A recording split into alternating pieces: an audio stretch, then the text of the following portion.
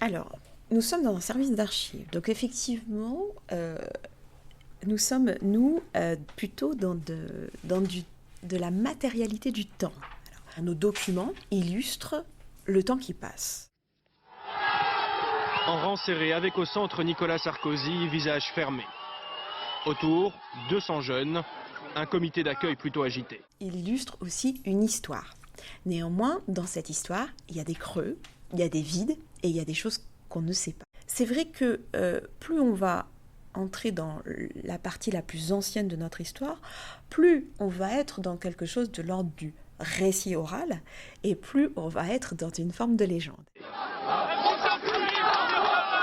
Les premiers projectiles fusent avec les insultes. Balises en Kevlar et parapluie, le service d'ordre tente de protéger le ministre. Il y a 100 mètres à faire jusqu'au commissariat, l'objet de la visite. Des étages, les habitants observent la scène. Vous en avez assez, hein? Vous avez assez de cette bande de racailles.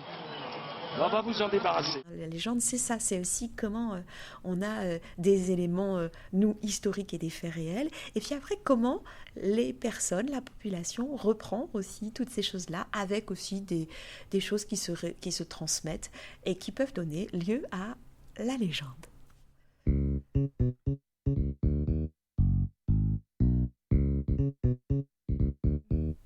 En fait, moi, quand par exemple j'entendais parler d'Argenteuil, genre j'entendais pas vraiment le positif. Genre, moi j'entendais, ouais, ben, dans certains quartiers il y a ça, il y a ça. Et après, franchement, là, ça fait quelques mois que je suis ici. Et ben en fait, non, pas vraiment. Genre, c'est en vivant ici, entre guillemets, ben, je peux faire le constat pour moi-même que c'est pas du tout ben, comme j'imaginais. Genre, au contraire, genre, c'est une ville ben, normale.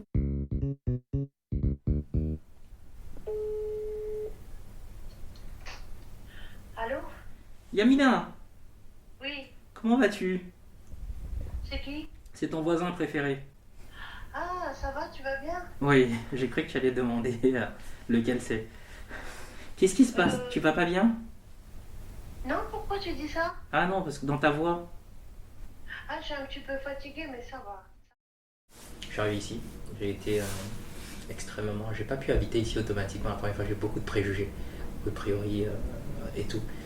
Et ça peut paraître paradoxal, mais je me sens vraiment bien et en sécurité ici.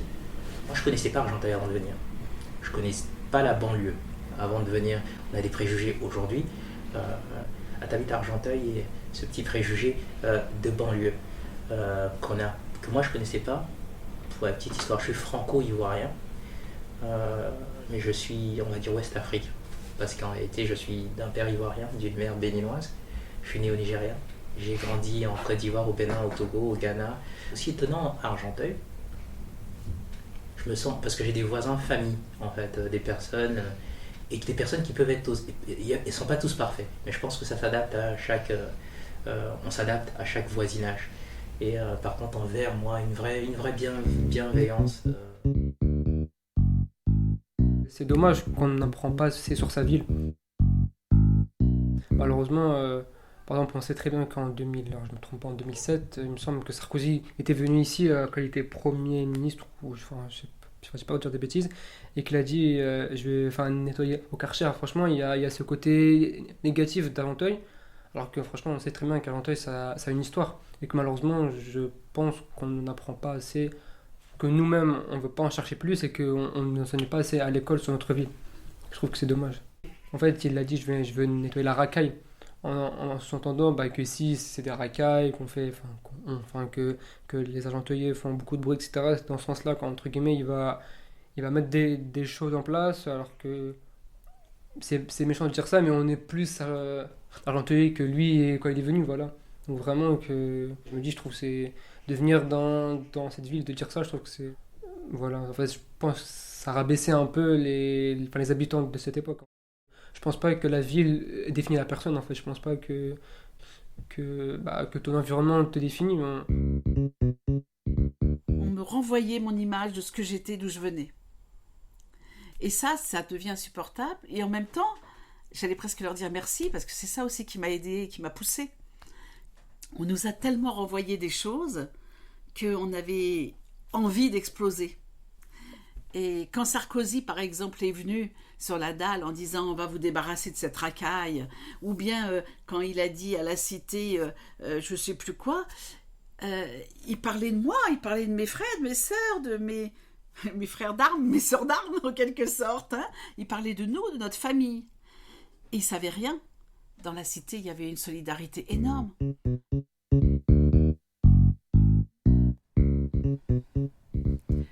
Pour moi, le mot de légende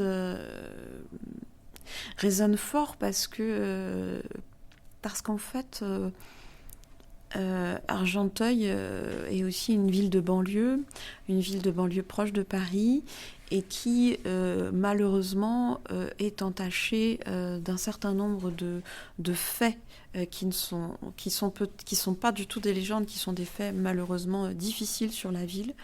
Et qui crée peut-être pas la meilleure des légendes, on va dire, d'image de la ville. Et ça, c'est quelque chose qui me chagrine beaucoup, parce que moi, ça fait 15 ans que je travaille sur la ville d'Argenteuil.